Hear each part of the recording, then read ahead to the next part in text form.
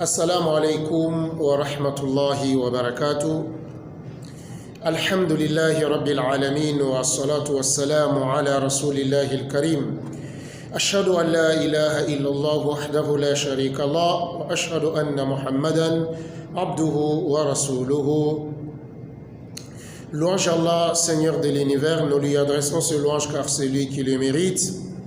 Et nous supplions Allah qu'il puisse accorder sa prière, son salut, sa bénédiction sur notre bien-aimé, le prophète Mohammed sallallahu alayhi wa sallam. Que cela soit sur sa famille, ses compagnons, ainsi sur tout fidèle à l'islam jusqu'au jour dernier. Nous témoignons qu'il n'existe qu'un seul Dieu unique sans associé et nous témoignons que notre bien-aimé, le prophète Mohammed sallallahu alayhi wa sallam, est certainement le messager de Dieu.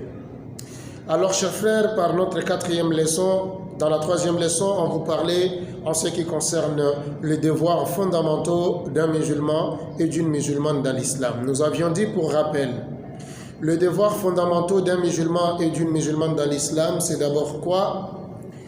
Un, c'est d'apprendre. Un musulman doit apprendre. Ça, c'est un devoir dans l'islam.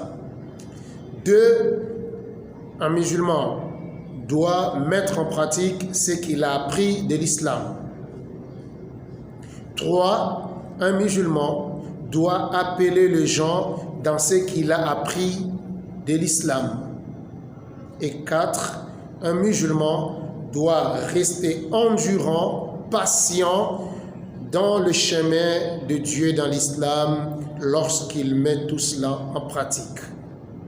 Ce sont les 4 devoirs fondamentaux pour un musulman et une musulmane dans l'islam. C'est ce que nous avons dit dans la troisième leçon. Ici, dans la quatrième leçon, il s'agit donc de détailler maintenant ces 4 devoirs fondamentaux. Nous avions dit, le premier devoir fondamental, c'est d'apprendre. Alors, il s'agit ici d'apprendre. Un musulman doit apprendre dans l'islam. Alors, dans l'islam, qu'est-ce qu'un musulman doit d'abord apprendre dans ses premiers devoirs d'apprendre? Ce qu'un musulman doit d'abord apprendre, c'est d'abord d'apprendre à connaître Dieu, le Très-Haut, le Tout-Puissant, par Dieu lui-même. C'est ça le premier ou la première partie des connaissances qu'un musulman doit apprendre dans l'islam. D'apprendre d'abord à connaître Dieu par Dieu lui-même, que Dieu lui dit qui il est. Sur le plan divin, sur le plan de la souveraineté et sur le plan des valeurs. Il doit apprendre d'abord à connaître Dieu, le Très-Haut. Ça, c'est la première connaissance qu'un musulman ou une musulmane doit chercher dans l'islam lorsqu'il s'agit du premier devoir d'apprendre dans l'islam. Et le deuxième, ou la deuxième partie de la connaissance, c'est d'apprendre à connaître le prophète Mohammed sallallahu alayhi wa sallam.